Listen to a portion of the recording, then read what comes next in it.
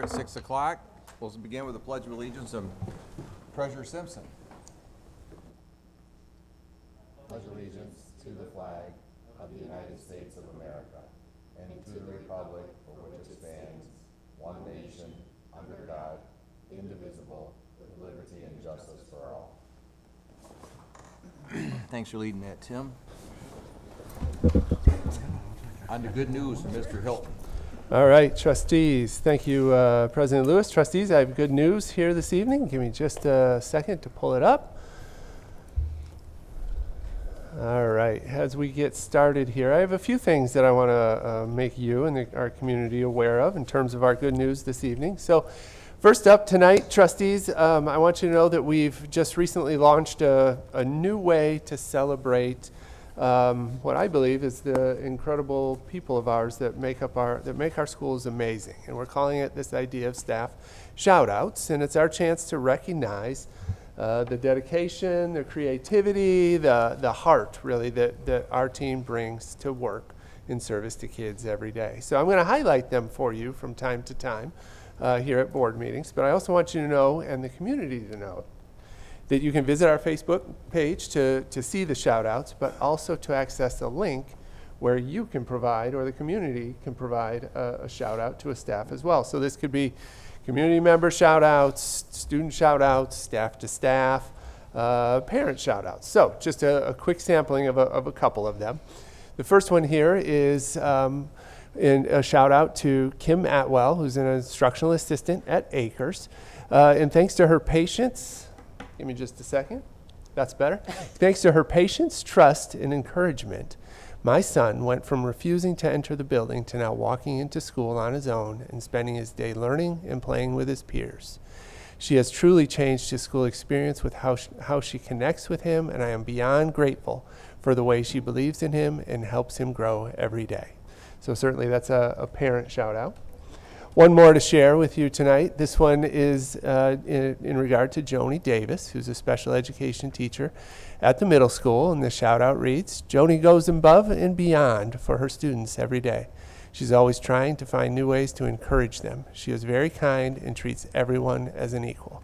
So it's an important moment for us to, and another way for us to recognize the exceptional staff that make up the Tecumseh Public Schools. And I wanted to share here at the board meeting. Like I said, I'll do this from time to time, but you can also check them out on our Facebook page. So next up tonight, trustees, is this is a sneak peek, but really I couldn't help myself. So it's a sneak peek into what's going to come later when we talk about the Tecumseh Public Schools Student Achievement Report. But like I said, I couldn't help myself, and it really also needed to sit inside of a good news update, because this is really strong data. So I've kind of framed it as a did you know, and I think you do, but just bear with me. Did you know that 20 different AP exams were offered here at the high school last year? 275 exams were taken with a passing rate of 85%. Trustees, I would want you to know that is exceptional.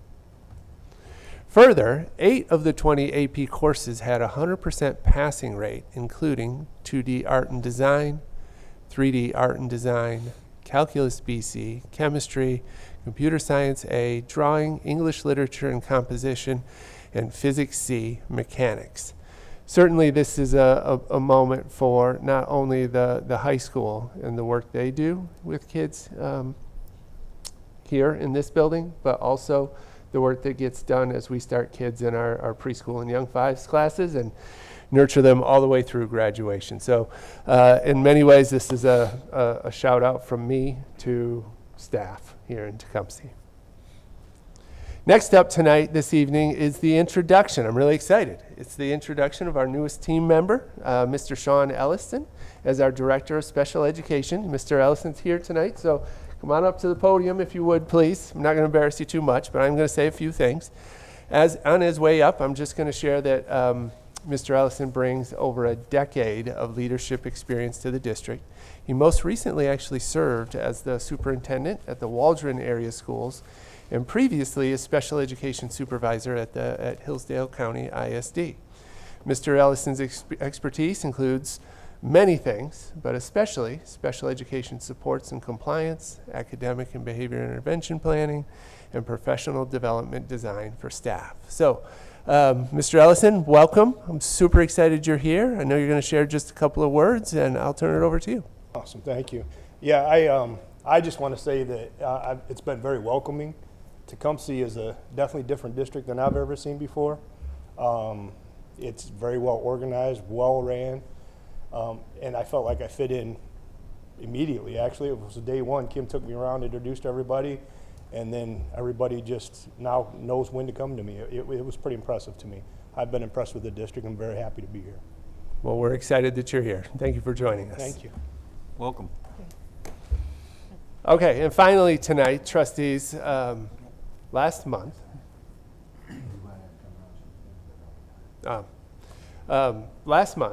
our Sutton third graders, or our Sutton third grade students in Mrs. Lammer's music classes visited Cambrian Assisted Living Center for what's called a pop-up concert or a pop-up performance.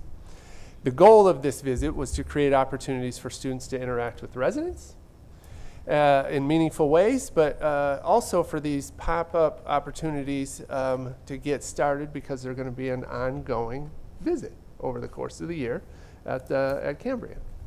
So about 20 of our third graders, along with their families, joined Mrs. Lammers at Cambrian to share some of the ukulele music that they've been learning in the first months of school. So after performing, the students spent some time visiting with the residents, showing off their instruments, and even teaching a few people how to play their very first chord. So when I talked to Mrs. Lammers about this, she summed it up this way. She said, "There were certainly lots of smiles from the residents and a great first community outreach for my students. A win-win for students and residents alike."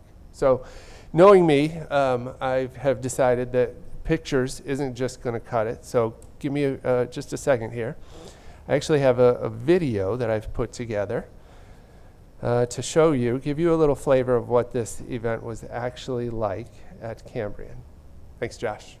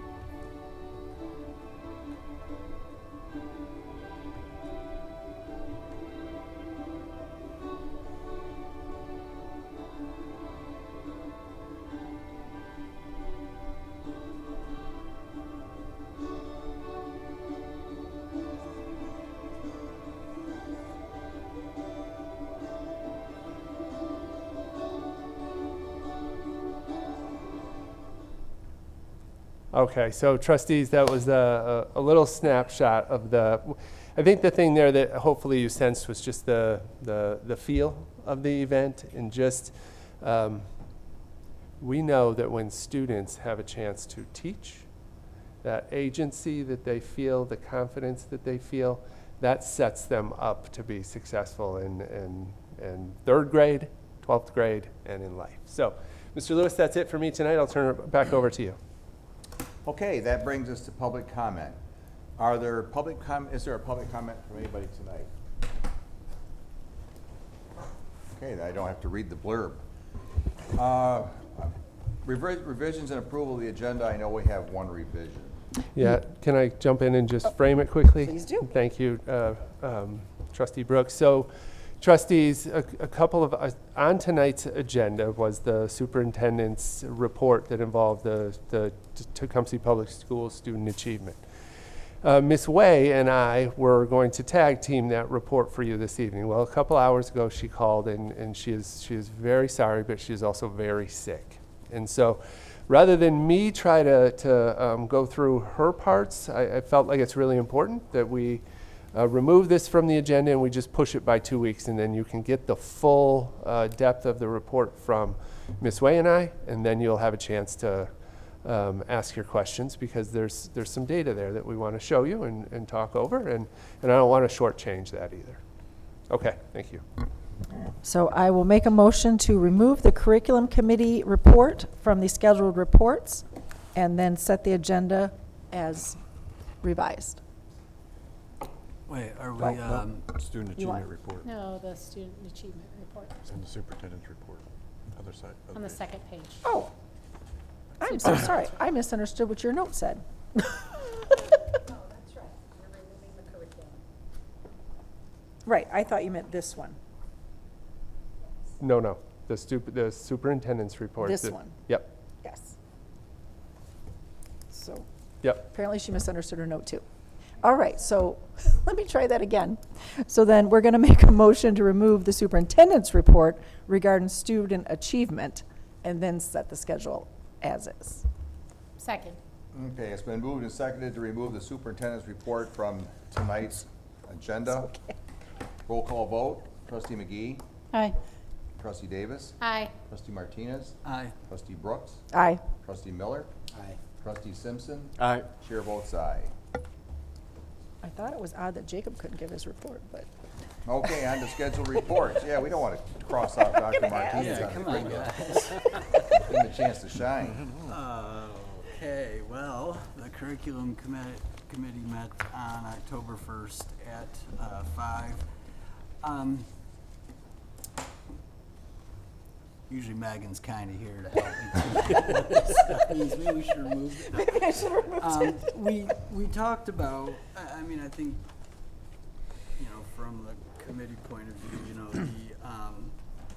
the dips in the 5th grade math and kind of looking at our data versus other districts. And, you know, one of my thoughts on this continues to be, you know, we should do a little more to decide if this is a problem before we start throwing a bunch of resources at it.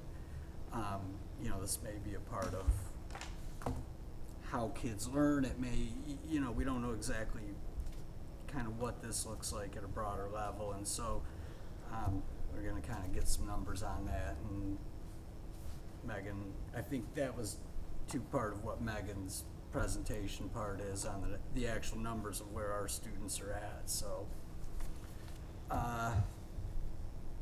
that's kind of what I've got.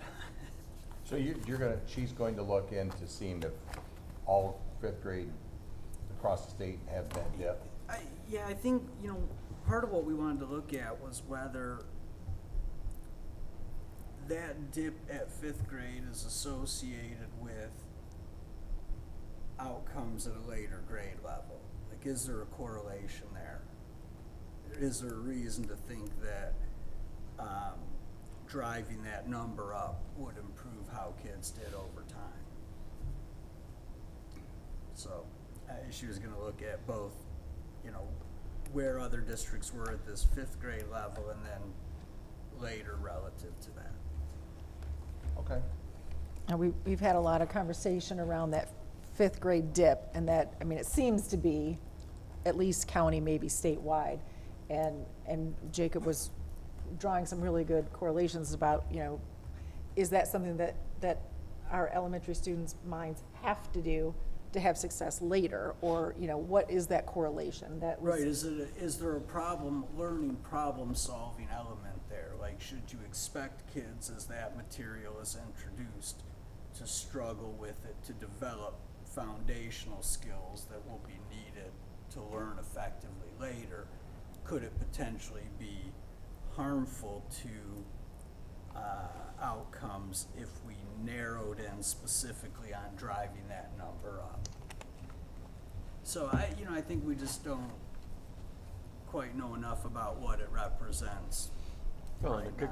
could go the opposite way. You could have schools that test really high in 5th grade, but then when they get to high school, drop off. that was And his that's point. right, and that's Yeah. what I'm thinking, like, is that is it possible that it's necessary for kids to struggle there as part of that learning process. So before we start putting, you know, additional resources or directive and driving that number up, we should know that there's a Understand the reason why. to think that would be beneficial to do. I'm glad there's some analysis going on. And when I was working here and we had, we first opened the middle school and became a 5-8 building from 6-8. Oh, we got a dip. And then we started looking back through it. We didn't have a curriculum director. The principal started looking back through it. We had that dip for the previous 3 or 4 years when it was a 6-8 building. Then it was a 5th grade center at Herrick Park, 5th grade standalone. And then those scores actually came up versus when it was a standalone. The problem with you know, doing that stuff over time is the curriculum changes all the time from the state. That's never a constant. The faces that teach it may change. It's never a constant. Class sizes, I mean, for a while there at Herrick Park, we were on 30, 32 kids. We were overload pay all the time on 5th graders because we had a limited building and a lot of students. So it's significant. I'm glad you guys are looking into it. And it's not as easy to track down, but we got a doctor in the house, so That's I'm right. more. He's on it. Give us some antibiotics.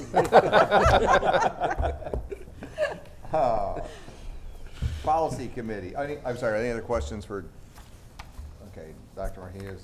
It would just Policy like to committee. be, it would like to be nice to understand where the changes are. So like when you're I'm not sure what the criteria are, but there's certain elements you have to, you know, pass in math or English.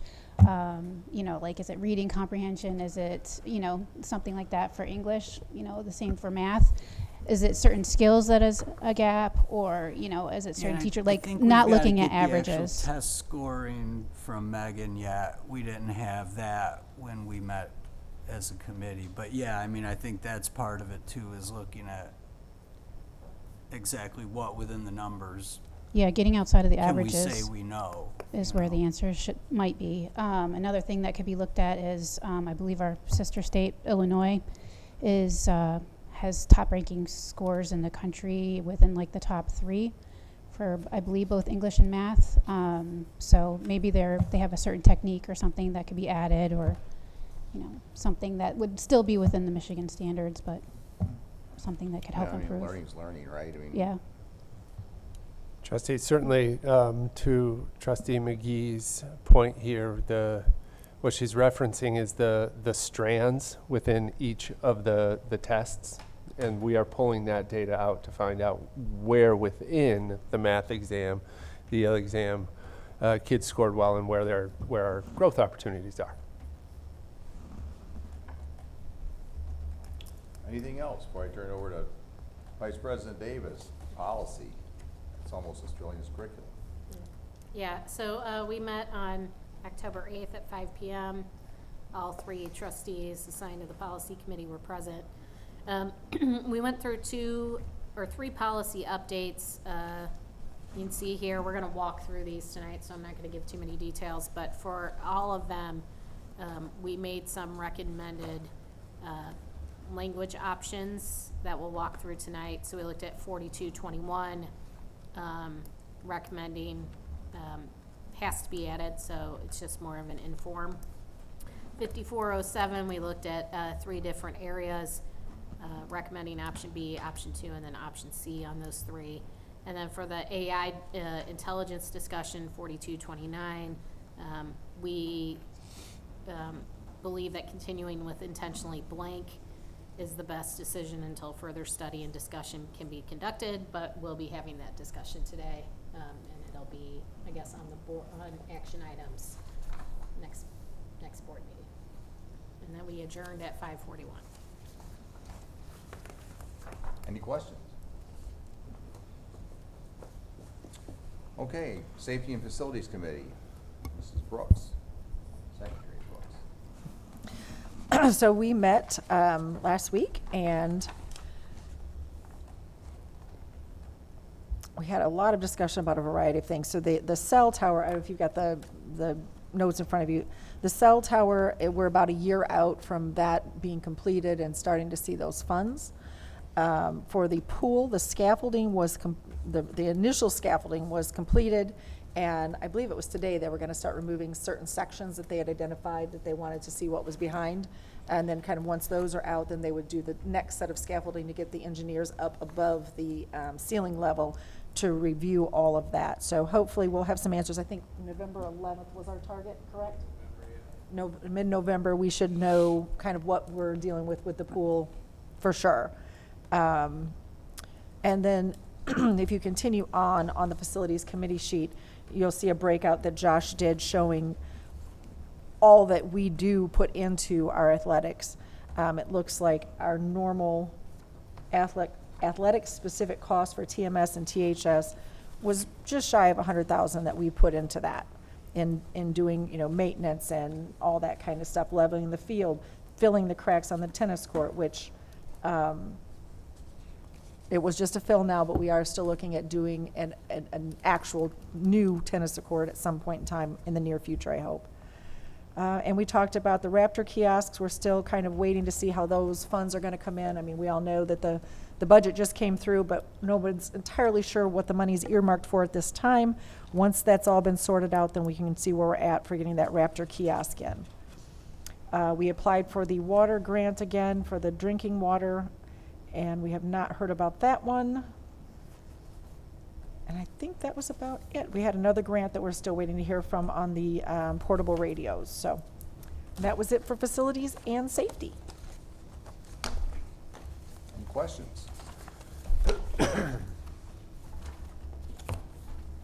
All right, on to discussion items and Mr. Hilton on the Thrun policy update.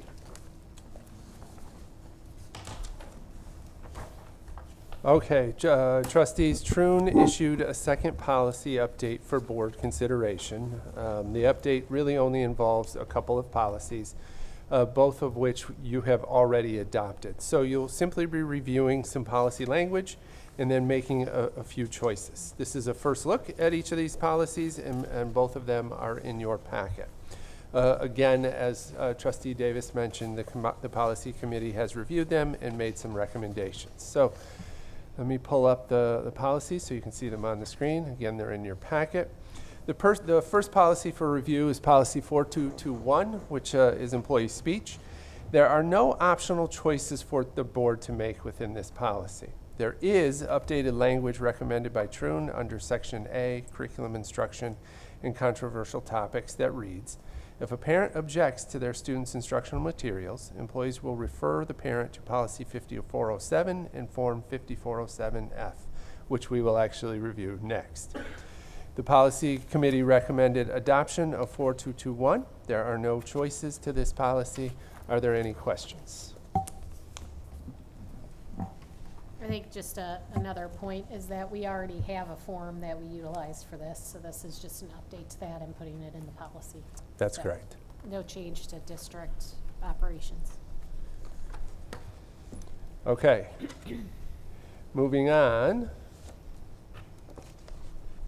The second policy for review is Policy 5407. Policy 5407 is in regard to instructional program and curriculum development. This policy pertains to district-wide planning for curriculum, instruction, assessment, and staff development. Within that, parents have the right to review district-approved curriculum, textbooks, and materials upon request to the building principal. This is not new. This is current. What's new is that there is an optional choice for the board to make that pertains to parent complaints about instructional materials. In the event of a complaint, the policy committee is recommending that we adopt Section B, which is up on your screen, complaints about instructional materials. Section B outlines a first-level process for objection to the building principal using Form 5407, which I'll show you in a minute. The building principal will confer with the teacher and review the parent's objection according to the criteria that you see in your packet or up there on the screen. The building principal will provide a written response within 10 school days, and if granted, the student will be excused from instructional materials with no negative consequences. If the parent disagrees with the building principal's decision, there is a second-level option, either a superintendent review or a committee review. The policy committee is recommending a committee review approach where the superintendent puts together a committee to review the appeal. The committee will issue a written decision within 30 calendar days, and the committee's decision is final. If the appeal is granted, the student will be excused from the instructional material with no negative consequences. I will pause there for questions, if any. How often do we have? It's pretty rare. Yeah, I don't. Yeah, it hasn't happened in my time. Finally, section C. Oh, I'm sorry. Yes. So when they throw these policy changes out, what background do they give us as to why they're doing it? Something's got to be driving. Yep. So what's driving this particular policy update is there was a decision in June of 2025 in the U.S. Supreme Court that involved Muhammad versus Taylor, that was about parents who sought to opt their children out of a variety of LGBTQ plus inclusive storybooks that were added to a district's elementary K-5 curriculum. The court held in Muhammad, the court's holding in Muhammad likely expands parents' rights to opt their students out of curricular material that parents consider contrary to their sincerely held religious beliefs. Hence, Thrun's update given the most current court proceedings. Gotcha. Okay. Thank you. You're welcome. So, finally, section C has been added for board consideration that pertains to complaints about library materials. This section essentially provides a process, if you will, for objection and review of school library materials. The policy committee recommends adoption of section C. I will pause there for any questions in regard to that. Just FYI for the board, we have had these types of complaints in the past, so it's good to have a process. So last up tonight, trustees, is Form 5407F. This is the form that Thrun is recommending that we use to process parents' opt-out requests, and the committee is recommending adoption.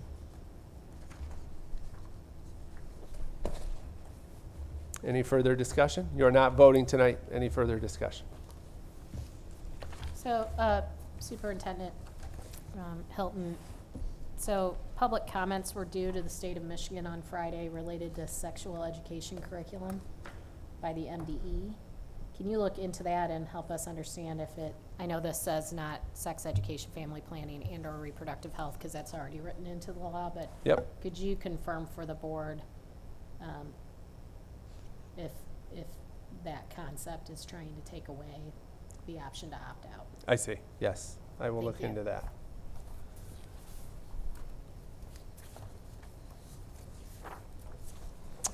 Okay, Mr. Lewis, thank you. Thank you for your leadership. Action items, we have none tonight. Hooray. On to the consent agenda. I move to approve the consent agenda, which includes the minutes from the regular Board of Education meeting for September 22nd, 2025. Second. Okay, it's been motion and second to approve the minutes from the regular board meeting of September 22nd, 2025. Roll call vote. Trustee Martinez. Aye. Secretary Brooks. Aye. Trustee Miller.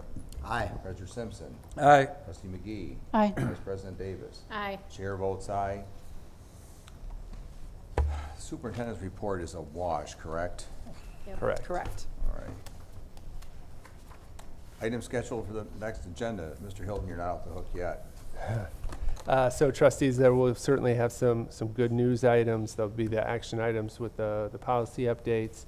We will push the TPS Student Achievement Report from tonight, and we will do that 2 weeks from tonight. And Megan and I are pretty excited about that one. Looking forward to it. Oh, and one other thing, we will do the, Maynard will be here with our audit report. I know I'm backing up, so if I'm doing this wrong, parliamentarian, tell me, but when he just brought up the good news about the high school, and we talked about the curriculum committee report. If you look at how our high school, our math program has been really strong here the last few years. And now you're seeing a jump in social studies, English. There's that overall jump. And I think I know from talking to some of the department heads, because they see me here too much. Like, that's one of the things about being board president, you're here during the day. They're excited, and they give a lot of that credit to their principal. I mean, that she breaks down the analysis. It's not just her, but she digs into it and works with Megan to make sure that the weaknesses are addressed, where our strengths are, and that it's not just saying, well, you know, we need to work a little harder. I mean, she drills right into where that's at, and that's her forte. That's what she does well. I think probably the next step would be to have the same approach with the middle school and elementary schools instead of, and again, you know, you do look at what Dr. Martinez was saying, you look around the state, see if the parallels are there, but doesn't mean you have to stay that way. You can, if you have a process that's working here, that same process, even though you're gonna teach it to a different level, that process of investigating and trying to figure out how you make yourself better, that's gonna apply to the other 8 grades prior to kids getting here. So I'm pretty enthusiastic to see that happen. It's a, you know, it's a great thing when your school wins a girls basketball state championship, the volleyball team's runner up.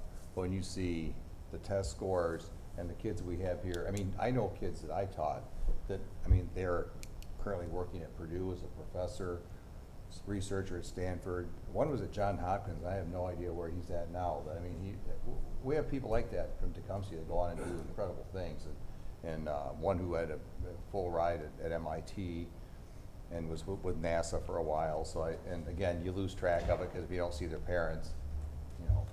But we do some pretty good things here. And I think we're on the verge of making it a lot better, a lot more opportunity for kids. I mean, I know we talk a lot about trades, and that's true. I mean, I think that trade niche is still there, but overall education in general, that's still got to be there too. I'm gonna weave this in for you. Remember all those points next time when you go through the. Yeah, my memory's like a sieve. Okay, now we're going to adjourn to closed session pursuant to Public Act 267 of 1976, Section 8(1)H, to consider material exempt from discussion or disclosure by state or federal statute. I guess we have to have a vote, I guess. I move to adjourn to closed session to consider material exempt from discussion or disclosure by state and federal statute. Second. Okay, it's been moved and seconded to adjourn to closed session pursuant to Public Act 267 of 1976. Roll call vote. Trustee Simpson. Aye. Trustee McGee. Nay. Trustee Martinez. Aye. Trustee Davis. Aye. Trustee Brooks. Aye. Trustee Miller. Nay. And the chair votes aye. We'll be going into closed session. It may, for those who may want to stick around, it may be a while because we're a little ahead of schedule due to Megan's not being here for her report, so we don't know exactly when our attorney will be here.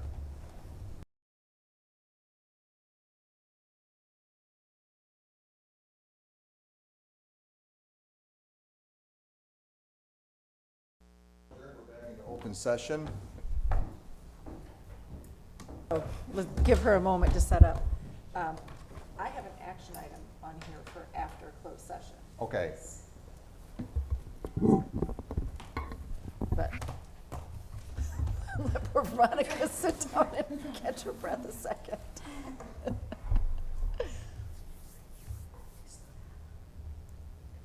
Just tell us when you're ready.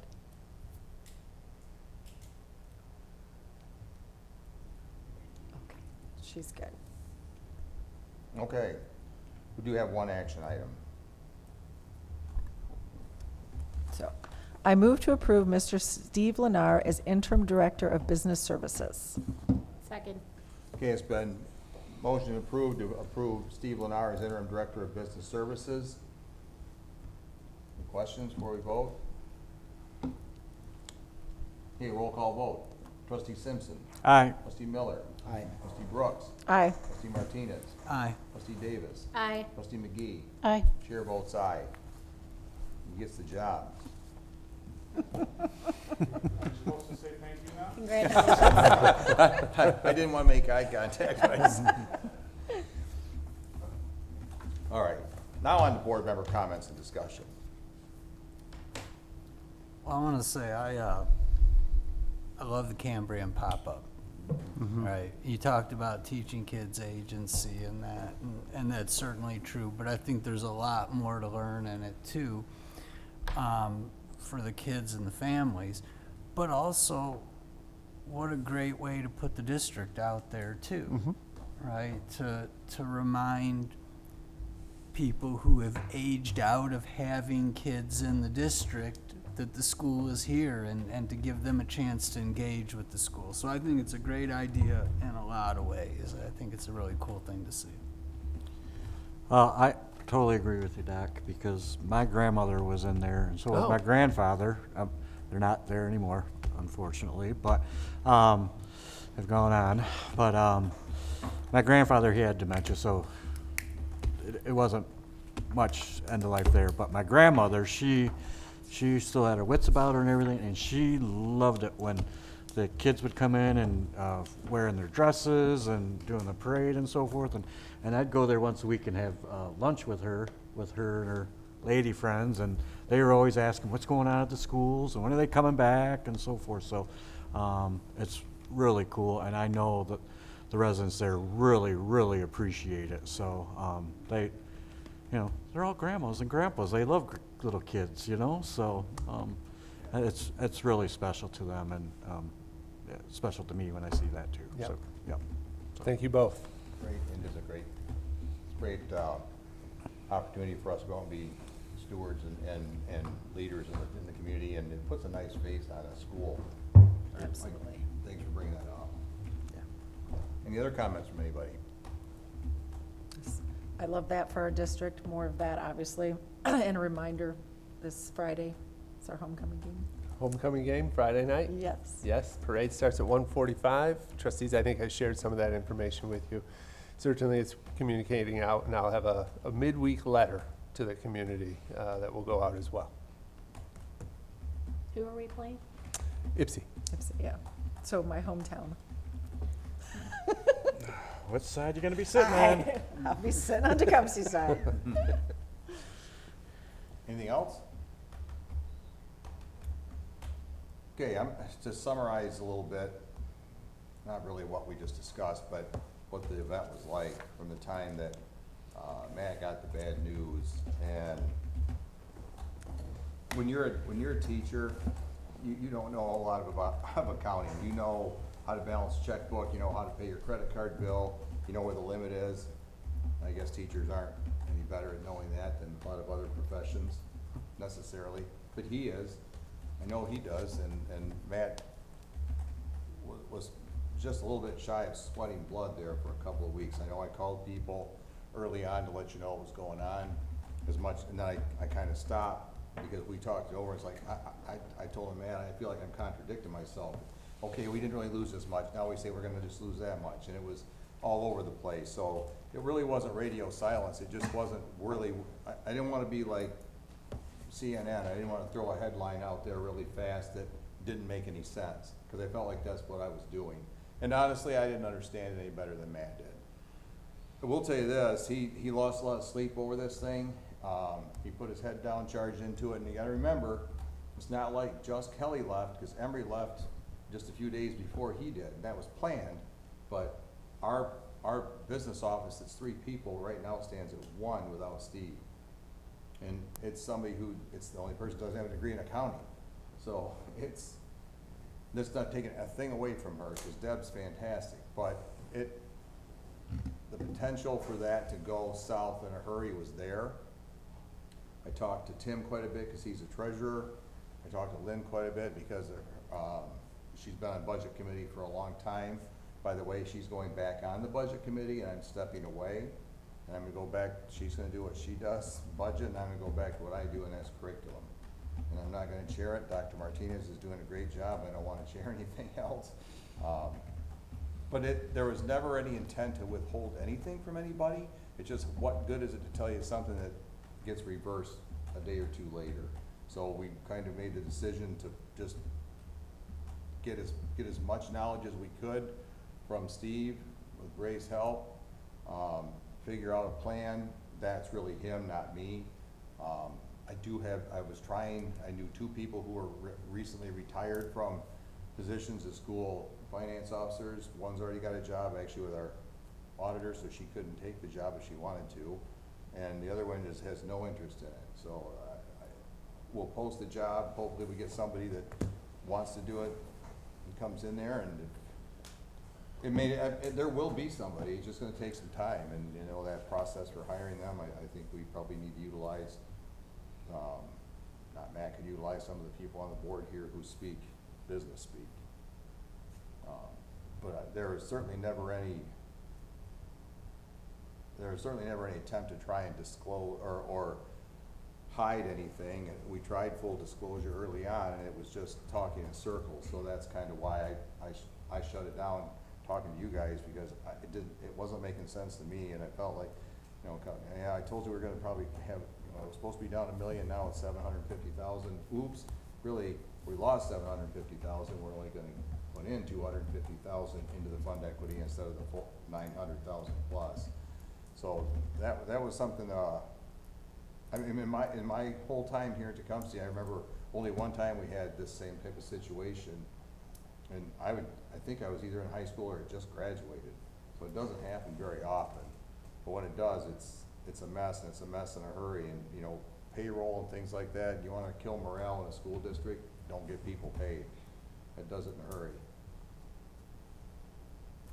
So that's my apology as best as I can sum it up. It wasn't anything that I saw coming, and certainly not Matt, and I'm not apologizing for him. It's just the opposite. He did a fantastic job through this. Anybody else have any comments? All right. Well, I just want to make sure people understand, we didn't lose 750,000. Our budget was off 750,000. We still put 200,000 into the fund That's equity. We correct. did not lose the money. Our budget was overstated, how much we were going to Our put into the revenue was fund over- balance. Revenue was overstated. but Yes. we haven't Okay. spent ourselves. That silly. language precision will matter. Yes. In open session. Yes. And I do think, and I'm gonna, can I say this, I think, I'm gonna be bold, I think there's some ways we can recover some of that money during the course of the school year too. I mean, I just do. I mean, not the full amount, but I think we'll be better going forward. Yeah, but let's also remember that 750,000 went to student services. Okay, so did money get overspent? Yes, but it also went to student services. It wasn't like it got flushed down the toilet. Okay? It wasn't Okay, putting it was didn't going go in toward the anybody's district, pocket, to the nothing. kids. Right. That's where the money should go. And honestly, every year our budget should be $0. Yes, we want to have a fund balance, but if we could get it 0-0, that means we've allocated all that money and all those funds to the district and to the kids, and that's what we're here for. And for So- me, Yep. and for me, Trustee Simpson, I think that is the most important piece that I want everyone to understand, is that while there was a variance Right. in what our revenue to our actual, we did, at the end of the budget year, deposit money into our fund equity while also using those dollars to serve kids. That's right. It gives us an opportunity to evaluate. Mr. Lennar is here, and he has already started down that road of looking at the revenues that we are expecting in 25-26, and then looking at the carryover of, or not the carryover, and then looking at the projected expenses for 25-26, so that we can act sooner than later if we need to. We don't know that yet, but that's what we are doing right now. Exactly. Yep. Good deal. Anybody else? Good job, Tim. Could I have a motion to adjourn? So moved. Second. All those in favor say aye. Aye. Aye. Opposed? Adjourned. 8 o'clock.